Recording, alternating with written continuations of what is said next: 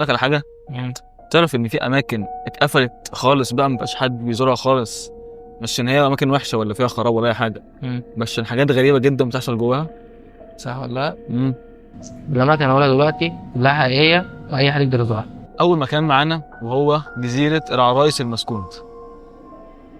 المكان ده في المكسيك، والمكان ده مرعب جدا لدرجه ان يعني ناس كتير مش بتروحوا عشان بس ان هو بيقولوا ان في عرايس مسكونه. هو فعلا موجود بجد، المكان مليان عرايس متعلقه على الشجر كانهم منتحرين. فاي حد بيروح هناك بيبقى مش في المنظر اصلا بتتخض، بتبقى انت عايز تمشي وتسيب الجزيره اصلا. في ناس كتير قالت ان الجزيره دي العرايس اللي فيها دي عينيها بتبص عليهم وهم بيمشوا، بيتحرك، هي ماشيين بيتحرك كده فعينيه ايه ماشيه وراه كده، فاهم؟ وهم هناك سمعوا صوت بنت صغيره في الجزيره.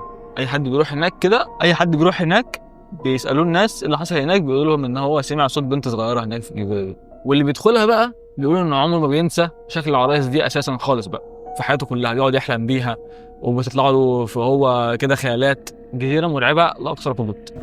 من المكسيك وشوية أمريكا، جامعة أوهايو في أمريكا، أوضة 428. الأوضة دي منعت رسميا خالص لأي حد يدخل في الكلية، لا رسميا خالص. ليه كده؟ كرسي بيتحرك لوحده. تمام. في ظل راجل هناك ثابت، ظل ثابت يسهر ثواني، قصدي يسهر ثواني ويختفي. منع الناس من كتر اللي بيحصل فيها، تأكدوا إن ممنوع حد يخشها خالص من كتر الحاجات اللي بتحصل فيها. من امريكا بقى نطلع على ايه؟ اليابان. غابه اوكيجاهارا. ايه؟ اوكيجاهارا اسمها كده بقى، ما اعرفش هي اسمها ايه بالياباني بقى، مش مهم، هو اسمها مضحك بس اسمها بقى اللي بيتقال عليه بقى هناك في اليابان، وهي غابة الأرواح. الغابة دي موجودة تحت جبل في اليابان اسمه فوجي. اللي بيدخلها بيحس ان في احساس غريب بيجيله كده، وبيسمع صوت خطوات حد ماشي وراه ومع ان مفيش حد وراه. اجهزة الجي بي اس في الغابة دي ساعات بتتجنن وما بتشتغلش كويس. الشرطة اليابانية بقى بتعمل دوريات هناك كل فترة كده بطريقة مستمرة، عشان عارفين ان في هناك ظواهر غير طبيعية بتحصل هناك كتير. في ناس كتير بتروح هناك مش بترجع تاني. نرجع بقى ده لأمريكا. مستشفى بيفرلي هيلز. المستشفى دي اتقفلت بعد حوادث مرعبة وحاجات كتيرة حصلت فيها.